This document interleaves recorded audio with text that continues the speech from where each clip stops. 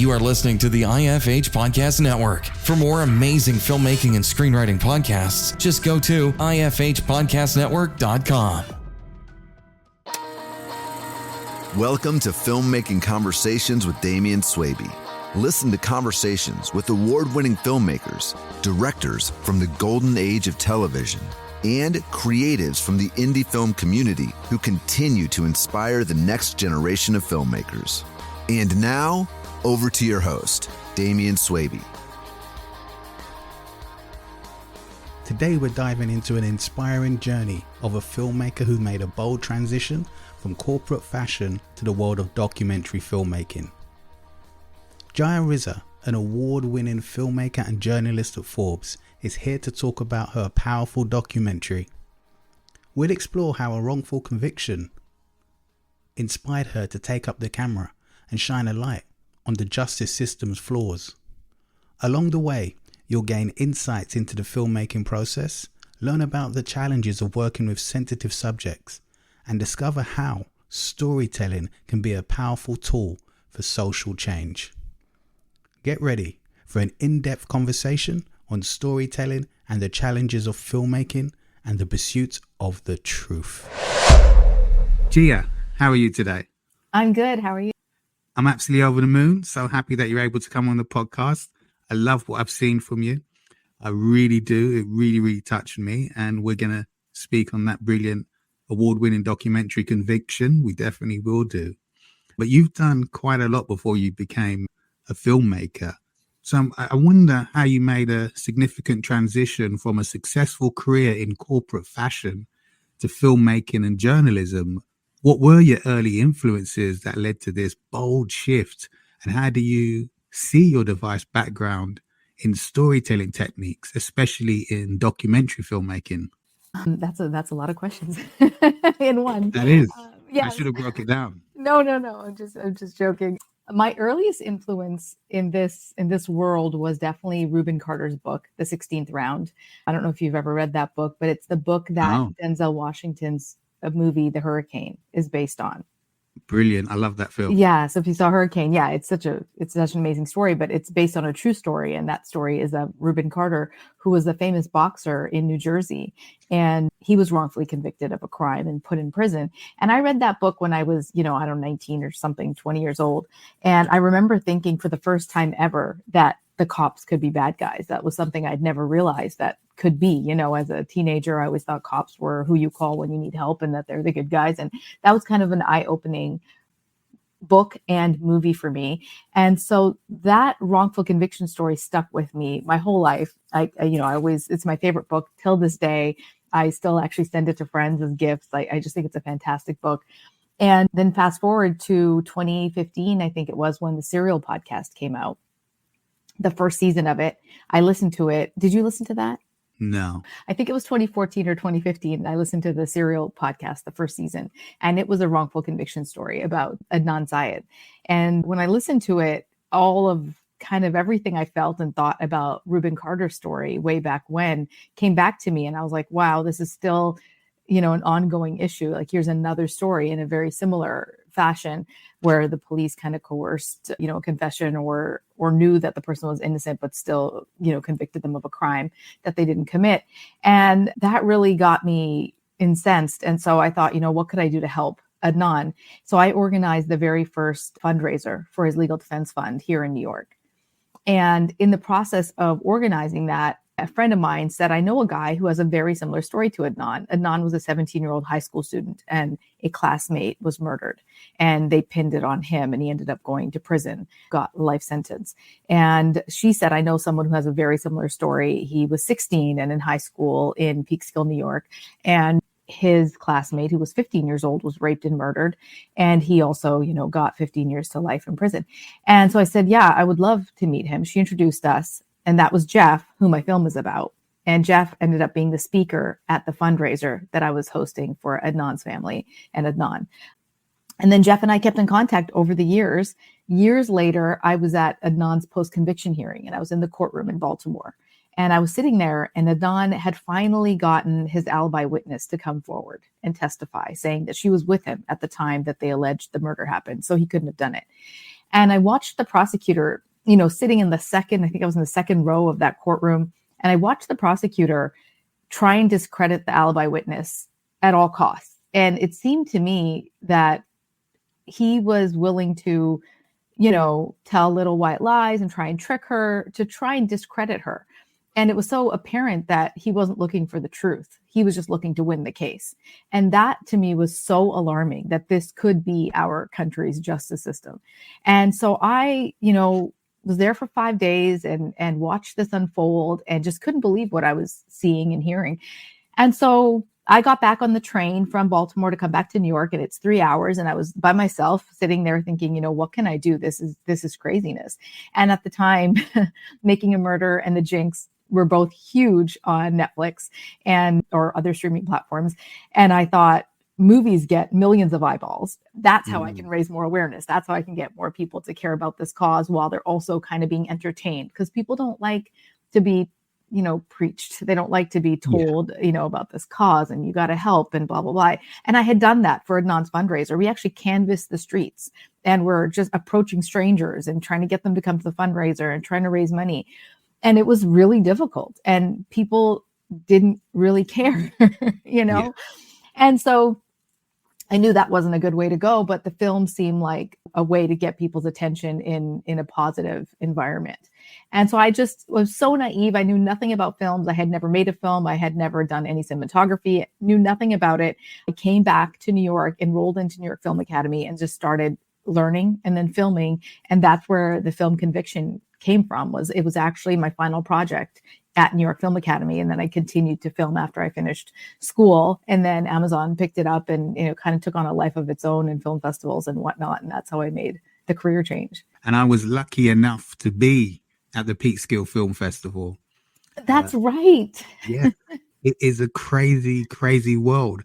And I was saying to my friend, what we're doing right here is proof that people should just go and say what they want to say. And what I mean by that, because I met Jeff, I shook his hand and everything at the film festival.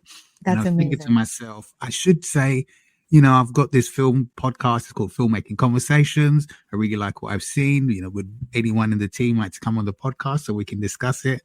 And I thought, I'm just here by myself. I mean, they might think, what's this British guy coming over here, kind of interrupting us to come on the podcast.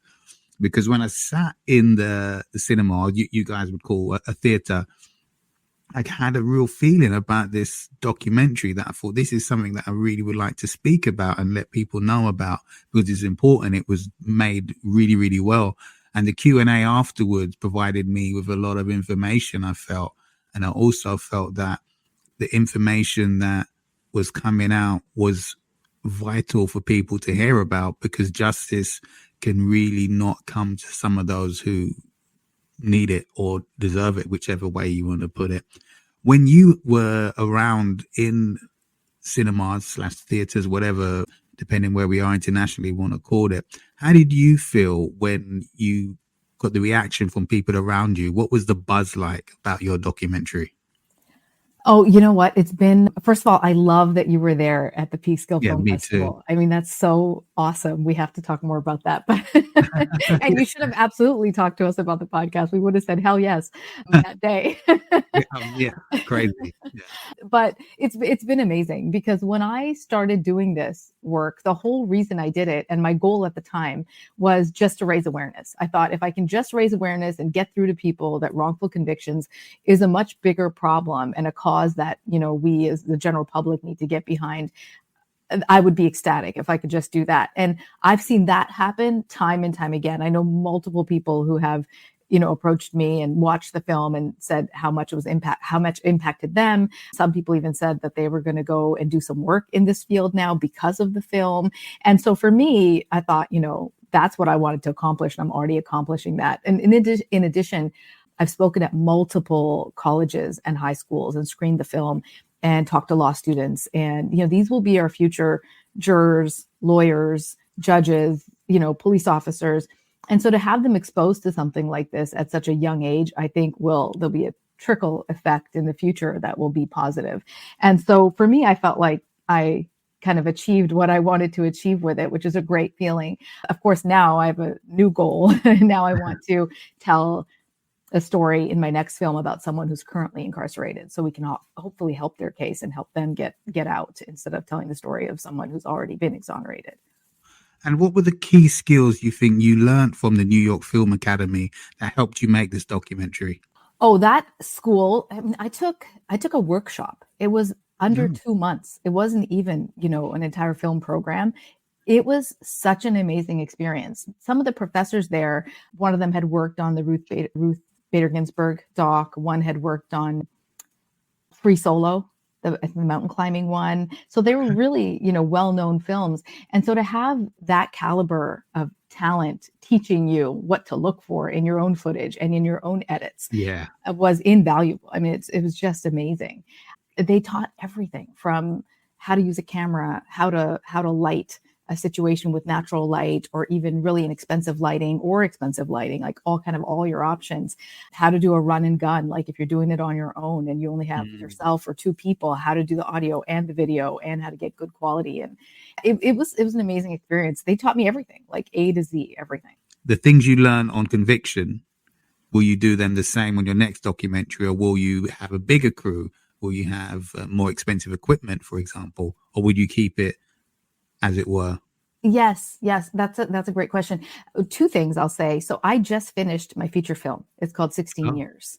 And so it is Jeff's story, but it's a 90-minute film, and it goes much deeper into the justice system and every step of the way what went wrong to create this wrongful conviction and maintain this wrongful conviction. Why wasn't the DNA tested 10 years earlier? Why would the DA decline that? Why wasn't Jeff able to get out sooner when he was innocent? So it dives much deeper. And in that one, we used almost all the footage that you've seen in Conviction. And then we went on to shoot much more with a much more expensive camera and more expensive lenses, and with a slightly bigger team, not much bigger. And now that I'm going to start on my third film, I would definitely use more expensive equipment, only because, and I don't even think that I need it necessarily, but only because streaming platforms like Netflix and Hulu have their requirements. And if you don't use the certain cameras that they've indicated, then they say they won't even look at the film. And so we have no choice but to use more expensive footage if we want to look at those platforms as a place for the films to live. But other than that, I love working with a small team. I love the intimacy of it. I love 3 or 4, 5, 6 people can go out together and we can knock out an entire film. Also, I think when you're speaking to people about something so personal, like a wrongful conviction, and these people their lives have been taken away from them. They have after effects from growing up in prison and being in there for their formative years. They've lost family members while they were in there. Some of them come out to have no family, no parents, no grandparents, everyone's gone. And so when you're talking to these people in an interview, and when I interview them and they open up so much of their lives and their feelings and everything to you, it's really nice to have a small crew. It's really nice to make them feel comfortable and not have, tons of people in there. And that's actually what I love about documentaries too. It's unnecessary. You don't need a huge crew. It's not like an action movie or, Completely. I was trying to explain that to someone in the past as well, that, the more people you have around, the worse it can be. If someone's really trying to tell you something personal or something that's really bad has happened to them, and there's like 6 or 7 people there, and it could be done with 3 people. Yep. So I completely understand. I mean, I'm a lover of the smaller cameras, for example, in those situations. I find the bigger ones can be quite intimidating. At the moment, I'm using a Sony A7S III for a lot of the stuff I'm doing, which is very small and it's great in low light. And I really feel that it gets the job done. But more importantly, for example, you delve into such complex issues and emotionally charged issues like wrongful conviction. What type of challenges did you have to go through, and how did you overcome some of the obstacles you faced during the production of Conviction? The obstacles we faced at times, because we were all new to this, were sometimes just technical things that we had to work out. The one thing that really stands out to me that was, I think, the biggest issue that I dealt with in the entire process was when I was filming 16 Years, when I went on to make the feature film about Jeff. I won't go into it too much. It's actually in the film when you see it, but there was a moment where Jeff really had a mental break, like he broke down. And there was only 3 of us, so Jeff and 2 of us in the room. And thank goodness there was only 2 of us in the room, as far as crew goes. And it was a really tough moment. It was really, really emotional. All of us were crying. And it was a little bit scary. I was a little bit worried for Jeff in the moment. And afterwards, when Jeff, I consoled him, he got it together. And I went up to him right away and said, listen, we completely can delete this interview. It doesn't have to be in the film at all, whatever you want.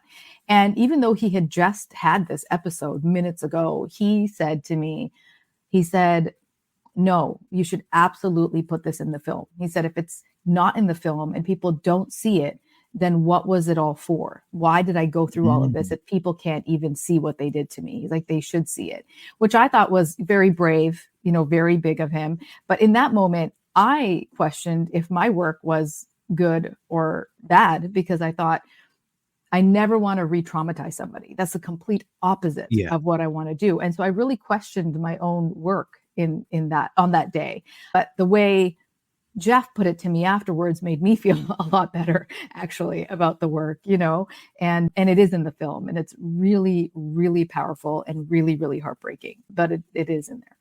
If Jeff said he didn't want it in the film, how much of a difference do you think it would have made the final cut? I don't think it would have made a huge difference because it is only a few minutes in the film. But I think that the impact that it has on the viewers is huge. So I think we would have definitely lost that gut punch that it gives the viewers because they really get to see very raw emotion. It's like what he went through and what it was like for him. I think it's a moment in the film where people will kind of snap out of that, oh, I'm being entertained by this story, and actually see this real human emotion and really, and you can't help but feel for him when you see it, So I think it definitely defines the film and sets it apart for sure. Making a short film is one thing, and I think a lot of people listening to this podcast have made short films. Making a feature film is a completely other thing sometimes. In my opinion, it's a lot more physically and emotionally draining, as well as being fun and fulfilling at the same time. What was the emotionally draining aspects of the feature film for you, and how did you react to those? Actually, the only 2 things, and they're two very different things. The day I was just telling you about, that was the most emotionally draining, just because I very much questioned if I'm even doing good work or not. It really made me question the whole thing. But the other part was the edit. It can just take so long to piece together a 90-minute story. And, if you get it wrong and you're like, wait, the sequence of events is wrong and act 1 should not be act 1 and act 2, and you got to redo the whole thing. It's just, it puts you back months of work. And so that was quite challenging. It's fun, but it's also, editing, it's so tedious and you have to redo everything. That's not so fun. So is this something you edited yourself, or did you bring an editor in? I brought editors in for this one, and we did it together. So we would just sit through the entire edit meetings and do them together.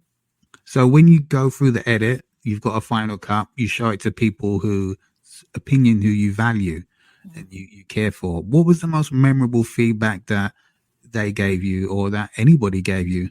There was a few people, and to be honest, there was only about 6 people who saw it. So it wasn't a lot of people at all.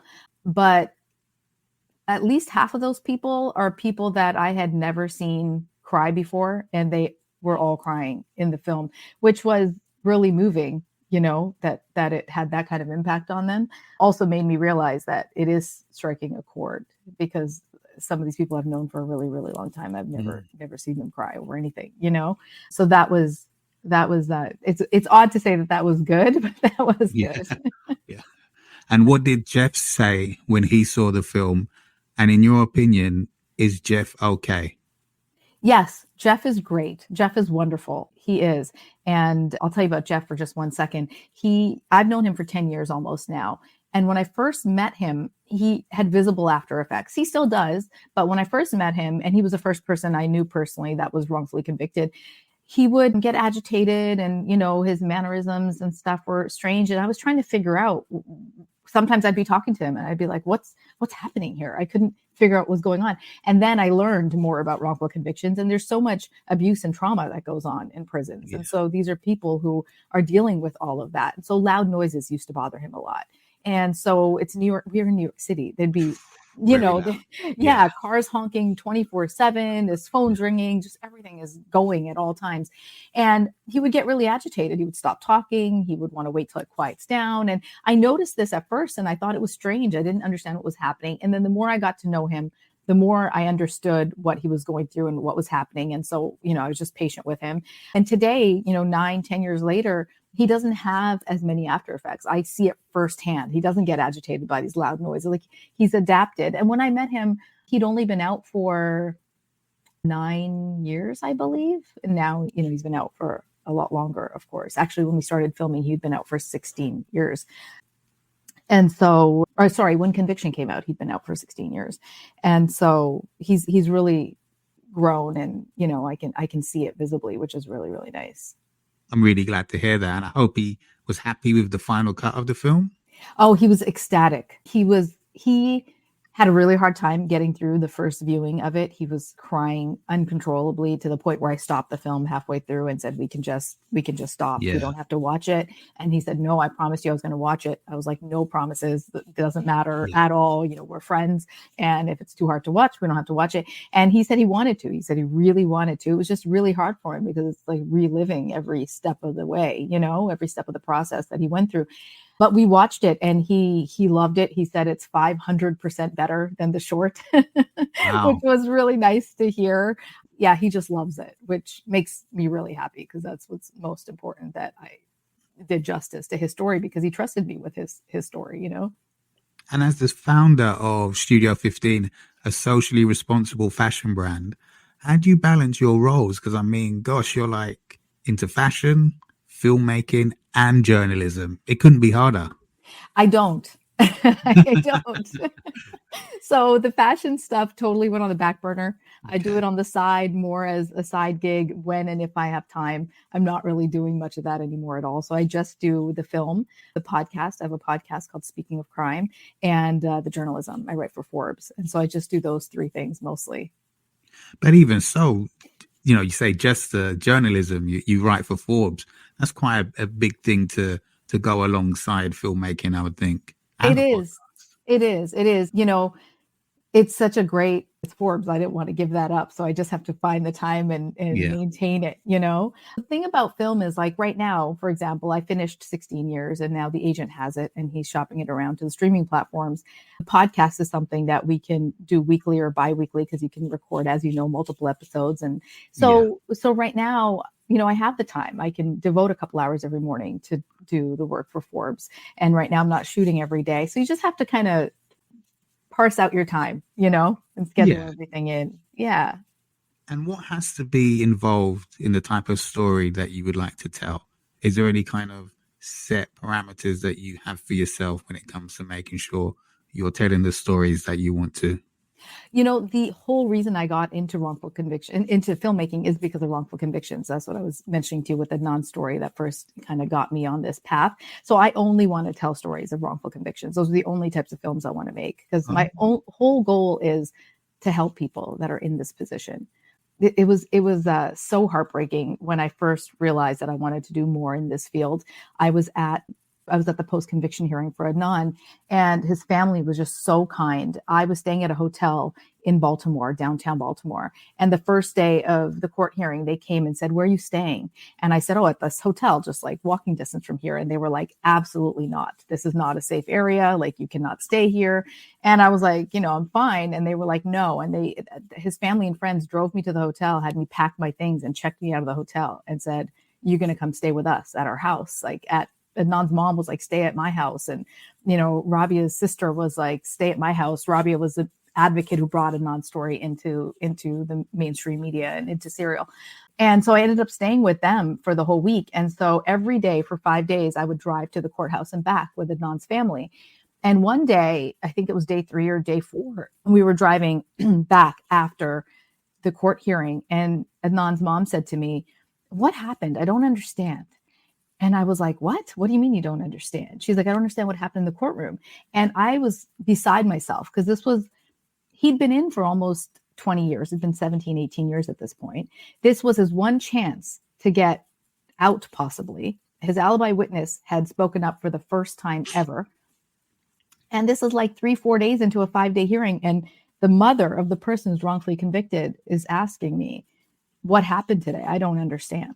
And I thought, oh my goodness, like she doesn't even realize that this prosecutor is just doing the same thing all over again to her son and railroading him and try to keep him in prison when he didn't do anything.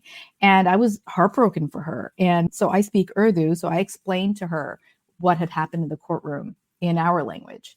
And she was like, oh, I see. So I was telling her about, what I viewed as corruption, frankly, and in that moment is when I was like, oh my goodness, I need to use my skills. My parents are also immigrants, and they moved here, and we were lucky enough to be raised here and speak the language well and can understand the legal system and whatnot. Whereas our parents, whose English isn't great and they came from another country and, didn't have money when they came and, all this stuff to give us a better life, it's the least I felt like I could do is to give back by helping people that are in her position, people who maybe don't have an understanding of the legal system, who maybe don't have a grasp of the language, or maybe, don't have money and they come from, a lot of people get stuck in the system because they had to get a court appointed lawyer and the lawyer was no good, just because they didn't have the money to hire somebody.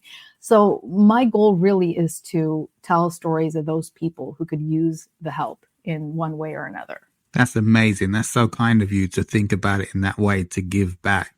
Yeah, I mean, right? Like, I know there's no other way to think about it. Like, our parents came here as immigrants, not speaking the language. Like, my mom used to work at 7-Eleven. My dad used to work the midnight shift. Like, I feel like it's the least we can do to give back to, that generation. So in this situation of thinking and the amount of films you want to do around wrongful convictions, what are your ultimate goals on shedding light on these conflicts? It's two things, really. One is that I'd like to raise awareness that wrongful convictions are a real problem in this country and globally, actually. I think that most people don't realize what a large problem it is for us. They say something like 5 to 10% of people that are incarcerated in the US are wrongfully convicted. But as I meet these people in real life and they tell me about their friends who were in prison, who were wrongfully convicted and wrongfully incarcerated, I feel like it's a much higher number than 5%. And the average person doesn't think that. The average person thinks that if I saw it on the news, if the police said they did it, that, there's trial by media and all these types of things. And people trust that if I saw it in the news or if, the police said the person was guilty, then they're guilty. And that's just not always the case. So to raise awareness for that, even if it's as simple as somebody who gets caught up in something like this knows to call a lawyer first. Don't say anything. Don't speak to anyone. Get a lawyer first. Even just simply raising awareness for that fact would be huge. And then secondly, I mentioned earlier, my personal goal is to be able to tell the story of someone who's currently incarcerated so we can help them in any way possible, amplify their voice and help their case. You come across really well on camera here on this laptop, and you obviously can put your point across in a brilliant way. Can you see yourself being in one of the documentaries, interviewing and possibly speaking out loud? I really appreciate you saying that. I feel the complete opposite about myself on video. So absolutely not. No. Okay. I do not. Also, not only do I don't love being on video, but secondly, I have seen documentaries where the filmmaker is in their own documentary, and I always hate it. It just personally, I always hate it. I feel like it's not about you. It's not about me, right? And so why would I be in it? It has nothing to do with me, right? So I don't think so. I mean, I do press and like news stories and stuff when I'm asked, and in that case, I'll speak to it, but otherwise, no, I don't think so. That's a funny thing you said there, because there's certain documentaries that I've watched and I've thought, and I've said to whoever I'm watching it with, oh gosh, he's made it all about him. Oh my gosh, he's there, he's saying this, he's walked away from the far right Nazi group and now he's just talking about himself, not the situation. But I do think some people are quite skillful the way they can do it. And it feels like with your story about having immigrant parents yourself and why you're actually making these documentaries somewhat ties you in a better way, rather than, I know what you mean, the person who's just like, it's all about me. It might as well just rip a t-shirt open and it says me underneath, it's Exactly. yeah. Yeah, whenever I've seen it, it just leaves a bad taste in my mouth. I don't know why. But I think you'd be able to do it in a great way, because I get the sense that you really are passionate, you mean what you're saying, and you're able to bring the best out in people. And I think in those situations it would be good. But clearly you're not gonna do it, which is fine. There's many ways to make a documentary, that's for sure. Well, I really appreciate you saying that. That's really, really kind of you. Not a problem at all. And some of the people listening to this podcast, they're going to be inspired by your journey and all that you've done through your documentary work. What advice would you give to people who are trying to find their voice and make it through this tough, challenging world of documentary filmmaking? That's a good question. I feel like one, persistence is key. There's just so many opportunities along the way to throw in the towel and quit, and I think I was mentioning before, if I knew the statistics of filmmaking, I would have been deterred. I wouldn't have done it. Yeah. Less than 1% of films get into film festivals. If somebody had told me that when I had this brilliant idea on the train to make movies, somebody would have said less than 1% of films ever see the light of day, I would have given up before I started, So I'm thankful that I didn't know the statistics till after I went to New York Film Academy and only learned those statistics after we got into some film festivals, because that would have been a point where I would have quit, or the first time we shot something and the audio would never got turned on, and then you're like, oh, this is nothing, There's so many. And forget that once you actually make the thing and you edit it and everything, then just the process of getting distribution is so convoluted. There is no clear path as to how to go about it, who the good agents are, who the scam artists are, what distribution companies are good, what distribution companies are scam artists. There's so much of that in this industry because it's not regulated in any which way. So there's just so many opportunities to just give up. And I think persistence really pays off.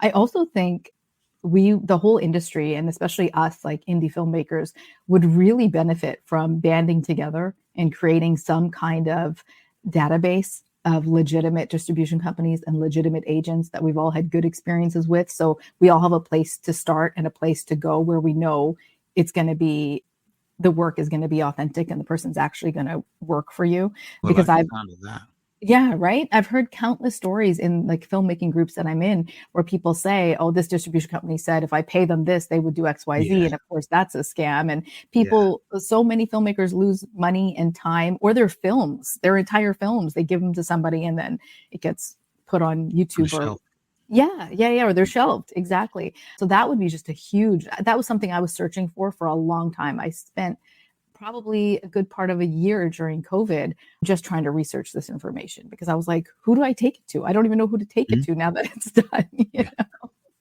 Did you ever consider self-distribution? Is that something that interests you at all? Yes, except for I feel like, so with this film, especially Conviction, I mean, we did it with mostly a team of 3, and we did everything ourselves. And I just felt like it's such a huge, another hurdle to take on yourself. There's only so much you can do yourself.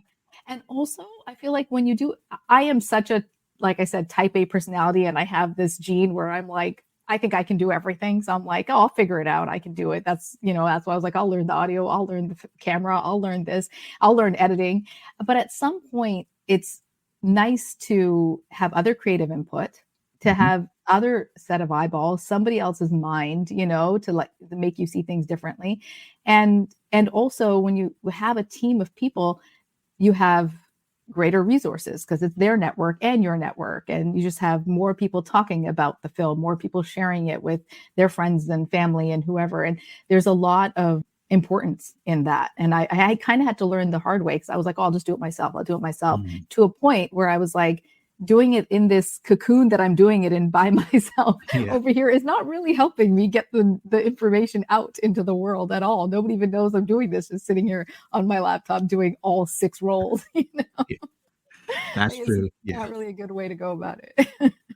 And where and when will we be able to see your feature-length documentary? So I don't have the answer to that yet because the agent has it. I did get signed on with an agent, which was amazing. And Great. he's shopping it around now to streaming platforms. So we'll see who picks it up. But I have no doubt that we will see it. Yes. And we're Excellent. going to do some impact screenings to raise awareness because Jeffrey started a nonprofit called the Jeffrey Deskovic Foundation for Justice. You probably heard about it at the Peekskill Film Festival. So we are going to do some screenings to raise awareness for all the other people that Jeff is currently working on their cases. So I'd love to invite you to brilliant. that. Yeah. Excellent. I'm excited to hear about that. That's for sure. Yeah. But thanks so much for coming on. I really appreciate it. I'm so glad we finally got to speak to each other. That is amazing. And I can't wait to see your feature-length doc and all that you do. Thank you so much, Damien. I can't wait for you to see it and hear what you think too now that because you've seen the short as well. So I'll be interested to get your feedback.